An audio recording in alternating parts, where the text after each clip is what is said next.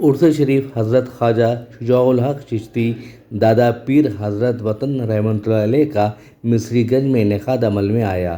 تمام مراسم عرس مولانا خواجہ شاہ محمد شجاع الدین افتخاری حقانی پاشا نے انجام دیے۔ جلسے کو علماء اکرام مشائخ اعظام نے مخاطب کیا۔ بعد ازاں محفل سماع کا بھی انعقاد عمل میں لایا گیا۔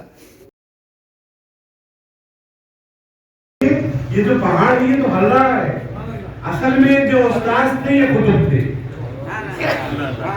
یہ خود قطب تھے، اور جب پہاڑ ہلنے لگا انہوں نے بھی دیکھ لیا ہل رہا ہے تو پھر اشارہ کیا، فرمایا اسکن یا جبل نحن ضربنا بک المثل، اے پہاڑ رک جا، ہم نے ہلنے کے لیے نہیں کہا، ہم نے تو صرف مثال بیان کی۔ تو اللہ والے قطب یہ ہوتے اور ان خانقاہوں سے ان بزرگوں کی وابستگی یہی ہے۔ چنانچہ کرامات الاولیاء حق اہل سنت کی عقیدے کی کتابوں میں میں اس خانقاہ سے جڑا ایک واقعہ جو ہمارے اپنے بزرگ ہم کو سناتے ہیں، حضرت وطن علیہ الرحمہ کے ایک بعد کے مرید اور خلیفہ ہے حضرت جلیل شاہ قادری رحمۃ اللہ علیہ۔ وہ ان کے بارے میں بتایا گیا، ہمارے ان کو دیکھنے والے موجود ہیں، اس واقعے کے شاہدین موجود ہیں۔ وہ ہمارے وطن میں وہ جب تشریف آتے آج سے 60 سال 55 سال پہلے گھوڑے پر آتے تھے، تو پیر صاحب کا مرشد صاحب کا گھوڑا ہے تو لوگ احترام کرتے تھے، تو احترام کرتے ہوئے لوگوں نے اس کو ایسا عادی بنا دیا کہ وہ گھاس سے زیادہ چنے وغیرہ کھاتا۔ تو ہوا یہ کہ وہ جب گھوڑا باندھا گیا، وہ جو صاحب میزبان تھے، میزبان کے کسی بچے نے کہہ دیا کہ یہ گھوڑے کے بڑے نخرے ہیں، یہ عام چیزیں نہیں کھاتا، اس کے لیے بھی الگ انتظام کرنا پڑتا ہے۔ اس کے بعد شاہدین یہ کہتے ہیں کہ اس گھوڑے نے کچھ بھی کھانا پینا بند کر دیا۔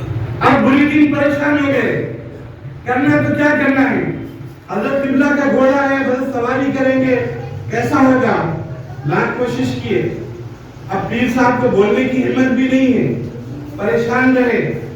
اس کے بعد یہ ہوا کہ حضرت جلیل شاہ قادری رحمۃ اللہ علیہ، حضرت مستعمل شاہ قادری رحمۃ اللہ علیہ کے فرزند ہوتے ہیں، وہ باہر تشریف لائے۔ انہوں نے آ کے کیا کہا، گھوڑے کے سر پہ ہاتھ رکھا، پیٹھ کو پھیرا اور کہا کہ میاں ہمارے تعریف کرنے والے بھی ہیں، ہم پہ تنقید کرنے والے بھی ہیں، رسنا ہمارا کام نہیں۔ اس کے بعد میں جب اندر چلے گئے تو اس کے فوراً بعد وہ کھانا پینا شروع۔ اسلام کو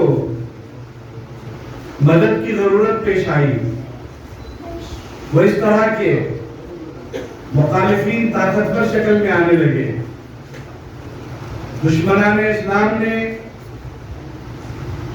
بہت زیادہ زور لگایا، تو اب ضرورت تھی کہ ایسے مراکز بھی موجود ہوں جہاں اسلام کی حفاظت کے لیے پروگرام بنائے جائیں، جہاں پر بیٹھ کر مختلف لوگوں کو جمع کیا جا سکے، تزکیہ و تصفیہ انجام دیا جا سکے۔ چنانچہ خانقاہیں قائم ہوئی اور ان خانقاہوں نے اسلام کو طاقتور اور توانا کیا ہے۔